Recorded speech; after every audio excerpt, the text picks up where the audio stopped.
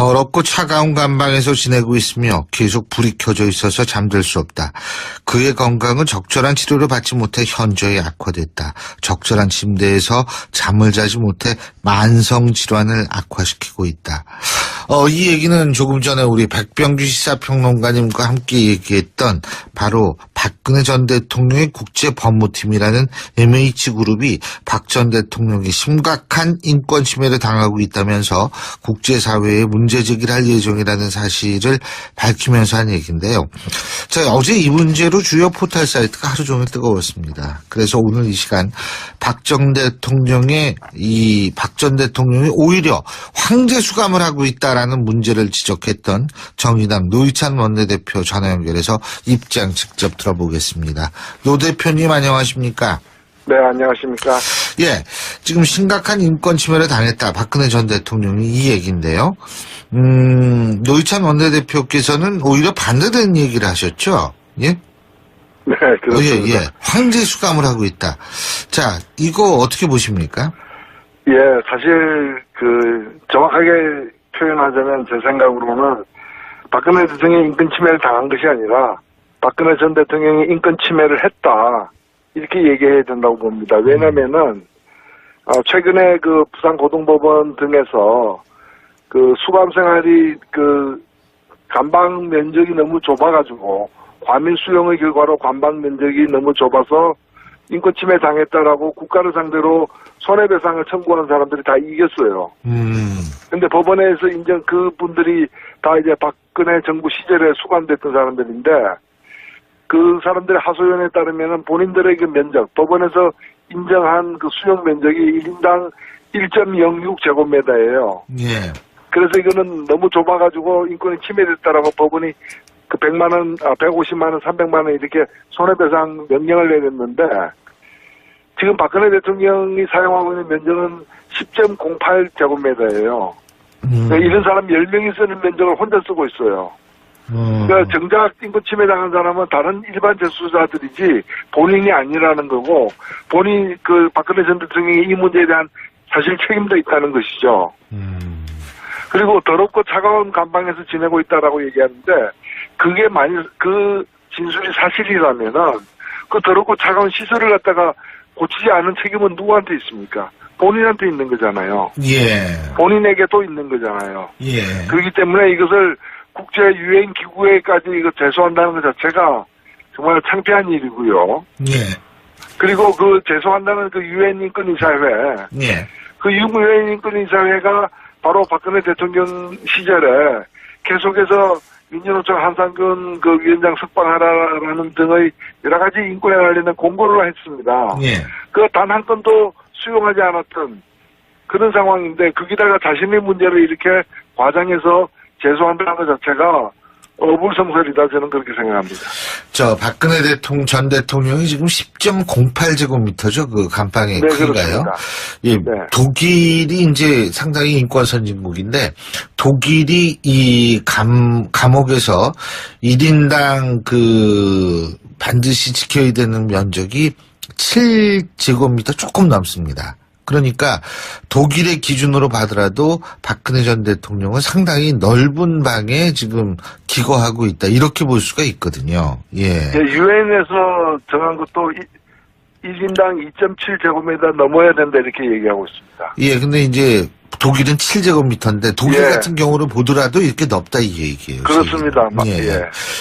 그리고 우리 노회찬 대표님도 이제 감옥 생활을 좀 하셨죠 예전에. 그죠? 네, 그렇습니다. 예. 근데 그때 매트리스 위에서 주무셨어요? 그렇습니다. 지금도 그 당시도 그랬고 지금도 그렇고 1인용 매트리스 3단인데 접을 수 있는 접을 수 있는 1인용 매트리스가 지급되고 있고요. 그 두께가 한 4, 5cm 되기 때문에 네. 사실 거의 불편이 없이 지낼 수 있는데 되게 이제 문제는 매트리스가 얇아서 문제가 되는 게 아니고 매트리스 하나의 면적만큼 1인당 주어지지 않는다는 거예요. 그래서 독방에서는 매트리스 하나 깔고 자는데 4인실, 5인실에서는 매트리스 3개 깔고 4명, 5명이 자는 거죠. 그게 문제가 좁은 게 문제이지 배터리 국제적 문제가 탱크가 뭐 아니다. 불량해가지고 문제가 생기는 건 아닙니다. 예. 그리고 방마다 TV가 있습니까? 우리 예, TV가 있습니다. 방마다. 요즘에는 하루 종일 TV 과거에는 하루에 1시간 틀어줬는데, 예. 요즘에는 하루 종일 틀어주는 걸로 알고 있습니다. 아, 방마다요? 예. 예. 그렇군요. 그리고 또 한 가지 이제 MH그룹이라는 데서 지적했던 것이 뭐냐면 건강 상태가 계속 나빠지고 있는데 적절한 치료를 못 받았다 이 얘기거든요. 어떻게 보십니까? 예, 지금 벌써 본인이 원할 때는 다 병원으로 간 걸로 알고 있고요. 예. 구치소 내에도 병원이 있습니다. 의사도 있고요. 예. 그리고 특히나 본인이 외부 진료를 원해가지고 그 문턱에 발가락 다쳤을 때도 갔고, 근데 그 발가락은 다 완치된 걸로 알려졌고요. 예. 최근에 허리 통증 때문에 또 여의도 성모병원에 다녀왔죠. 예. 그 다음에 무엇보다도 구치소장이 열흘에 한 번씩 이례적으로 예. 직접 면담을 하고 관리를 하고 있습니다. 예. 그리고 뭐 하루에 2번씩 변호사 면담을 하고 있고, 그 다음에 그 구치소 의사들이 늘 이렇게 체크를 하고 있기 때문에 오히려 일반 재수자들보다 훨씬 양호한 그런 이제 의학적 관리 상태에 있다. 저는 그렇게 보여집니다. 자, 그렇다면 박근혜 전 대통령 측에서 왜 이런 문제 제기를 하고 있다고 보십니까? 예, 제가 볼 때는, 이 MH그룹이라거나 이제 딕슨 변호사에게 이거 사건을 의뢰한 것도 지난 8월이거든요. 이미 8월경부터 법정에서 무죄 판결을 받을 가능성은 거의 없다라고 판단하고, 이런 여론을 갖다가 동원해가지고, 여론에 호소해가지고, 이제 조기 석방하는 그런 프로그램을 지금 실행하고 있는 게 아닌가 보여집니다. 왜냐면은, 예. 딕슨 변호사가 뭘로 유명한가 하면 MH그룹도 그렇고, 가다피 아들도 그렇고, 여러 차례 수감 중인 그런 저명한 인사들을 갖다가 여론을 동원해가지고, 조기 석방하는 그런 전력을 갖고 있어요. 예.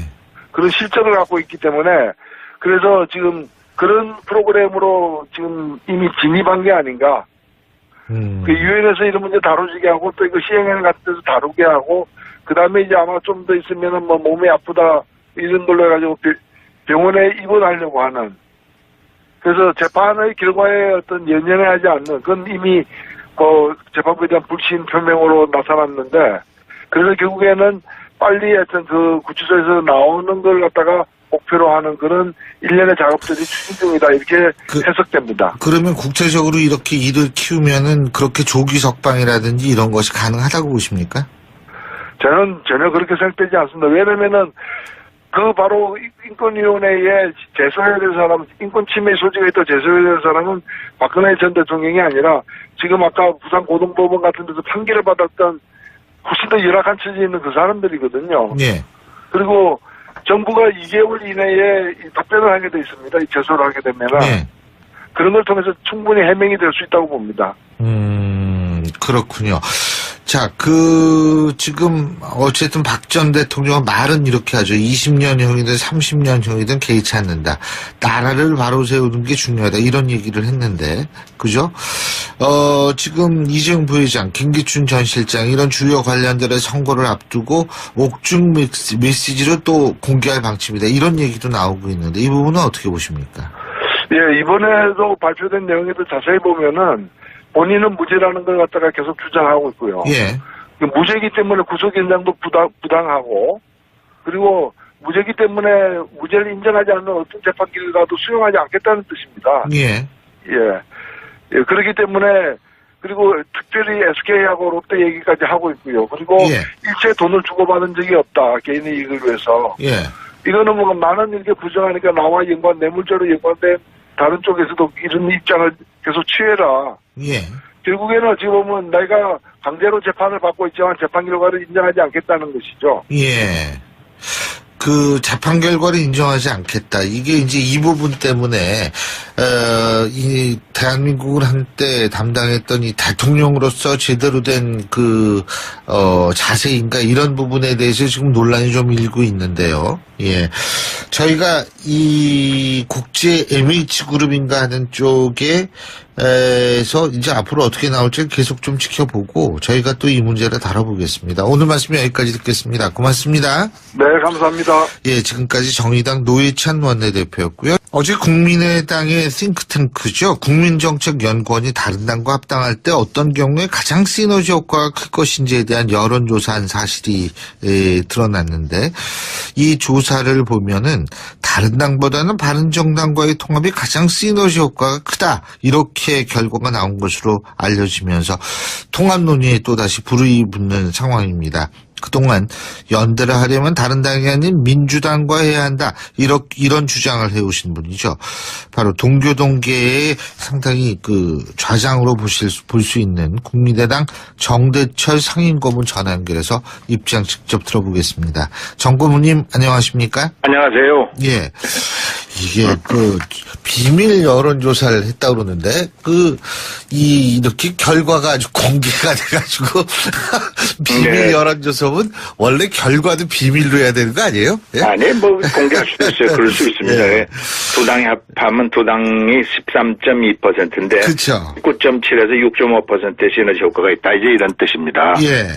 그런데 같은 여론조사에서도 만약 민주당과의 통합하면 그게 과반수 훌쩍 넘으면 55%로 또 국민의 지지가 꽉 증폭이 되거든요. 그것도 늘어난단 말씀입니다. 네. 거기 시너지 효과가 그렇게 그 조사에만 많은 것 같지는 않으나 그러나 이것도 우리가 잊지 않아야 된다. 저는 그렇게 생각합니다. 예. 그러니까 시너지 효과는 바른정당과의 통합이 제일 크지만 하지만 더불어민주당과 통합을 했을 경우에는 그 지지율 면에서는 상당히 과반수를 절대적으로 넘는다. 이 인정 의석을 가질 수 있다. 이런 경우가 되고요. 딴 네. 데는 별로 늘어난 것 같은 느낌은 없습니다. 근데 제가 이걸 좀 여쭤보고 싶은 게 왜 시너지 효과가 바른정당과의 통합을 할 때 제일 올라간다는 결과가 나왔다고 보십니까? 그거는 잘 모르겠습니다. 바른정당도 지금 그 현실을 직시하지 않아서 그런데 바른정당도 결국 이쪽하고 하겠다는 사람들은 20명 중에서 6, 7명에 해당합니다. 6, 7명을 이쪽으로 받아들이면 상당히 좋아진다 이런 뜻으로 받아지는데 이 여론조사에 그걸 자세히 저도 모르겠습니다만은 둘이 헤어졌다가 다시 합하는 모습으로 보여서 좀 나은 것처럼 둘이 헤어졌다는 건 아닙니다만은 이렇게 합한다는 의미로서 의미가 있지 않았나 그 생각하는데 여기서 6.5% 시너지 효과가 있다 있는데 이 여론조사 말고도 또 다른 여론조사도 자세히 해봐야 되고요. 그리고 양쪽의 의미가 다 있다 저는 그렇게 생각합니다. 바른정당하고 한다는 그쪽에 그것도 의미가 좀 있을 것 같고 저는 민주당하고 통합한다는 것도 과반수 절대 의석 55% 가까이 플러스한 것보다는 몇 퍼센트 더 많아지거든요. 그래서 그런 것을 보면 어느 쪽으로 해야 될까는 충분히 의논해야 됩니다. 혹시 말이에요. 바른정당과의 통합의 시너지 효과가 이렇게 높은 이유가 실제로 중도정당의 출연을 바라는 유권자들의 어떤 그런 바람이 반영됐다. 이렇게 보시진 않습니까? 그것도 그렇게 볼 수, 나는 근데 여론조사 하나가 갖고 무슨, 갑자기, 그것도 이건 조금 의도적으로 보이는 여론조사거든요. 예. 그래서 목적을 위해서 여론조사를 한 것으로 보여지는 이런 여론조사는 나는 그렇게 크게 방점을 둔다든가 크게 중요성을 두는 여론조사 여러 번 해봐야 된다. 이거는 더 두고 봐야 된다. 이 여론조사 하나 갖고 이랬다 저랬다 얘기를 결론적으로 얘기하기는 너무 성급하고 이르다 이렇게 보여집니다. 지금 목적을 가지고 의도적으로 이런 표현 쓰셨는데요. 그게 네. 무슨 뜻이에요? 그쪽 당하고 통합하기 위해서 좀 그런 방향으로 끌고 가는 거 아닌 건가 이렇게 보여집니다. 누가 통합을 바란다는 말씀이십니까? 그렇죠. 바른정당하고의 통합을 유도하기 위한 여론조사로 보여집니다. 그러니까 누가 바른정당과 통합을 하기를 바라는, 안철수 그렇게 대표 좋아하는 쪽인가요? 안철수 대표 이하 몇 분들이 그렇게 끌고 가는 거 아닌 건가 이렇게 생각합니다. 안철수 대표는 왜 바른정당과의 통합을 바란다고? 자기 취향이죠. 취향이요? 우리는 나 같은 경우에는 예. 민주당하고 통합해야 정체성도 많고 예. 또 민주화 투쟁과 민주화 운동을 같이 했던 사람들의 집단이고 예. 그리고 사춘정당인 그리고 뿌리가 같은 민주당이 성공 민주당 정권이 성공하는 것이 바람직하다. 이렇게 생각해서 그쪽하고 연대나 연합이나 연정이나 뭐 혹시 궁극에 가서 통합을 한다든가 이게 더 바람직하다 이렇게 생각하는 사람입니다. 그리고 이게 정당 내에 지금 제가 이렇게 얼핏 보니까 절반으로 갈라져 있어요. 예를 들면 박지원, 권노갑, 정대철, 정동영 아직 어저께 확인 안 했는데 누가 그렇다는 소리만 들어서 그다음에 의원들도 한 절반입니다. 딱 의원들도 한 20여 명 이렇게 나눠져 있습니다. 예. 그러면은 지금 일부 보도에 따르면 안철수 대표 측이 이 물밑 접촉을 하고 있다. 바른정당 특히 자강파고요. 지금 바른정당도 통합하는 자유한국당하고 지금 합당을 추진하고 있지 않습니까? 그죠? 네네. 근데 이제 자강파는 남는다라는 분들인데, 아까 정고문님께서 7분이라고 하는데 제가 파악하기로는 한 9분 정도 되거든요. 어쩌죠. 예. 근데 어쨌든 그쪽하고 물밑 접촉을 하고 있다. 이런 보도가 나오고 있는데요. 이런 부분은. 당을 위해서 당의 국민적 지지도를 상승시키기 위하여 노력한다. 예. 그런 되면 그것도 자기의 뜻에 따라서 있을 수 있는데, 예. 당 지도부와 국회의원 당원들과 충분한 논의를 사전 사후에 하여야 됩니다. 아니면 이거는 사당이나 독재적 발상이라고 받을 수 없습니다. 이거 충분한 이게 당의 이 명운이 달린 것을 그냥 어느 쪽으로 한꺼번에 당의 어떤 방향에 대한 충분한 논의 없이 사전 사후 간에 없이 이렇게 끌고 간다. 제가 보기에는 아까도 말씀드렸지 않습니다만 적지 않은 의원들 제가 보기에는 과반수 정도에 육박하는 그리고 호남 민심이 바른정당보다는 민주당과 연대 연정 가 필요하다고 생각하는 쪽이 적지 않은데 이렇게 의도적으로 끌고 나가는 것이 바람직하지 않다 이런 뜻입니다. 만약 그런 식으로 계속 밀어붙이면 동교동계 아까 권노갑 전 의원 동교동계면은 아닙니다. 예. 저도 제가 옛날 김대중 대통령하고 친했습니다만은 제가 동교동계라고 부르기는 어려운 사람입니다. 저는 민주당 쪽에 했던 사람이나 동교동계라고 그러긴 어렵습니다. 알겠습니다. 동교동계를 포함한 범민주계라고 할까 그런 분들이 적지 않은 국회의원들이 그러면은 예를 들면은 그렇게 추진을 한다라고 했을 때요. 당 지도부가요. 지금 거기에 반대하는 분들은 그런 반발해가지고 민주당 쪽으로 가거나. 이렇게 될 수 있는 상황도 상정할 수 있는 거 아닙니까? 그렇게 미리부터 속단할 건 없습니다만, 당내에서 방향을 바로 잡도록 노력을 먼저 해야죠. 예. 그래서, 누가 우위 설는지 몰라요. 예. 나는, 민주당 쪽하고 가능하다면 그쪽으로 하자는 쪽이 더 많으리라고 보는데요. 예. 아니, 근데 그게 만약 그렇게 해서, 이 당이 갈라질 가능성도 있다, 이렇게 보십니까? 글쎄요. 지금까지는 그렇게 속단해서 얘기할 수는 없고요. 당이 갈라진다는 건 당이 두 쪽으로 쪼개진다는 뜻이냐. 예. 의견이 서로 나누어진다 이렇게 얘기를 해야죠. 지금 그러면은 지금 민주당 쪽에 더 가야 된다라고 하시는 분들은 민주당과 접촉을 하고 계십니까? 특별히 그런 건 없습니다. 그쪽 민주당 쪽에서 적지 않게 자꾸 공개적으로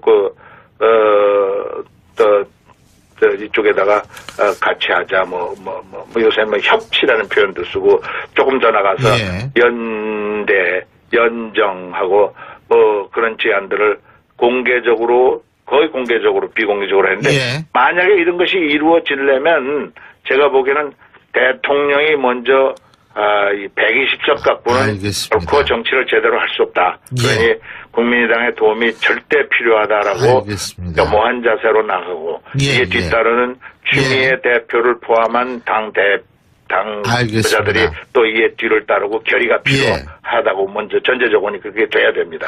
예, 알겠습니다. 오늘 말씀 여기까지 듣겠습니다. 고맙습니다. 네, 감사합니다. 예, 지금까지 정대철 상임 고문이었고요. 이번 저희 여론조사, 제가 얘기한 여론조사는 국민의당의 국민정책연구원이 지난 13일, 14일 여론조사에서 한국리서치에 의뢰해서 전국 19세 이상 1000명을 대상으로 전화 면접 조사를 실시한 거고요.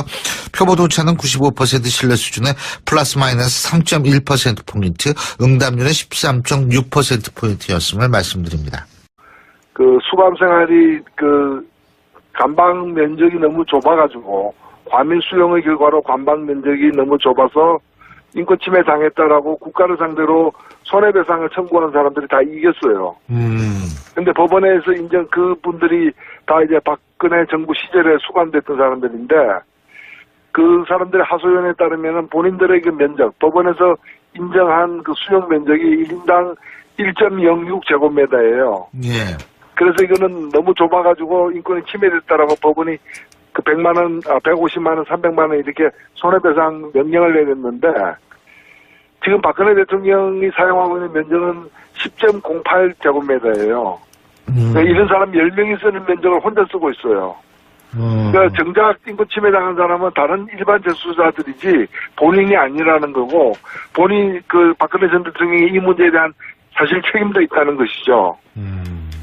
그리고 더럽고 차가운 감방에서 지내고 있다라고 얘기하는데 그게 만일 그 진술이 사실이라면은 그 더럽고 차가운 시설을 갖다가 고치지 않은 책임은 누구한테 있습니까? 본인한테 있는 거잖아요. 예. 본인에게 또 있는 거잖아요. 예. 그렇기 때문에 이것을 국제 유엔 기구에까지 이거 제소한다는 것 자체가 정말 창피한 일이고요. 예.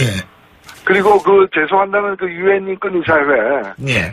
그 유엔 인권이사회가 바로 박근혜 대통령 시절에 계속해서 민주노총 한상근 그 위원장 석방하라라는 등의 여러 가지 인권에 관련된 공고를 했습니다. 예. 그 단 한 건도 수용하지 않았던 그런 상황인데 거기다가 자신의 문제를 이렇게 과장해서 제소한다는 것 자체가 어불성설이다 저는 그렇게 생각합니다.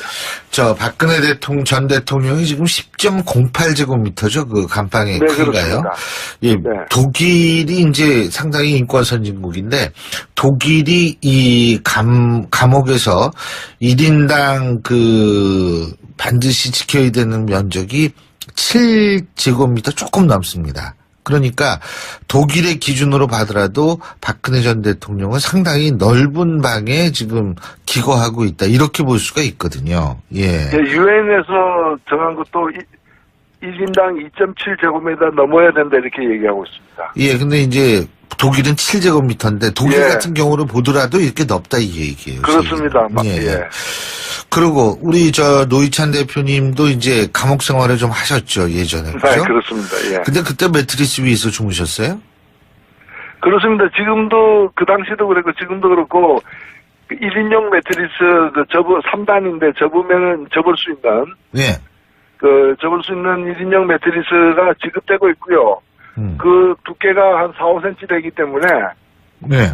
그 사실 뭐 거의 그 불편이 없이 지낼 수 있는데 되게 이제 문제는 매트리스가 얇아서 문제가 되는 게 아니고 매트리스 하나의 면적만큼 1인당 주어지지 않는다는 거예요. 아. 그래서 독방에서는 매트리스 하나 깔고 자는데 예. 4인실, 5인실에서는 매트리스 3개 깔고 4명, 5명이 자는 거죠. 그게 문제가 그 좁은 게 문제이지 매트리스가 뭐 불량해가지고 문제가 생기는 건 아닙니다. 예. 그리고 방마다 TV가 있습니까? 우리 예, TV가 있습니다. 방마다. 요즘에는 하루 종일 TV 그 과거에는 하루에 1시간 틀어줬는데 예. 요즘에는 하루 종일 틀어주는 걸로 알고 있습니다. 아, 방마다요? 예. 예. 그렇군요.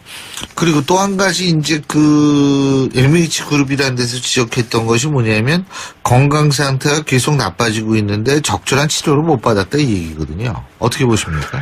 예, 지금 벌써 본인이 원할 때는 다 병원으로 간 걸로 알고 있고요. 예.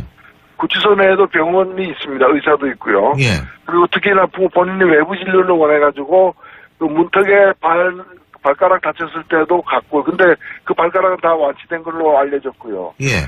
최근에 허리 통증 때문에 또 여의도 성모병원에 다녀왔죠. 예.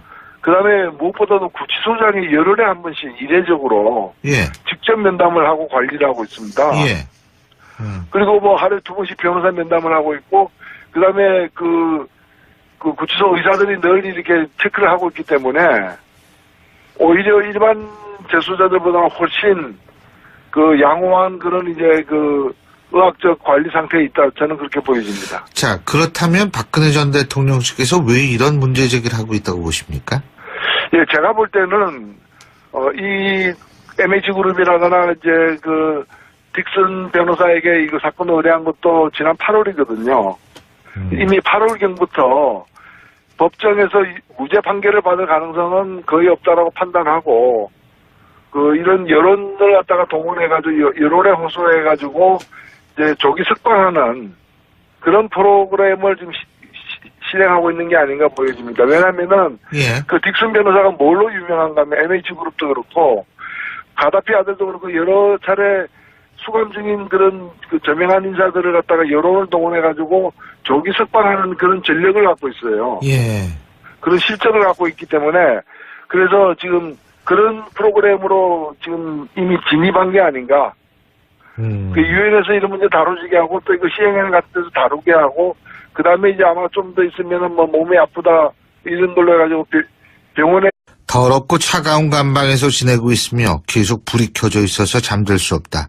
그의 건강은 적절한 치료를 받지 못해 현저히 악화됐다. 적절한 침대에서 잠을 자지 못해 만성 질환을 악화시키고 있다.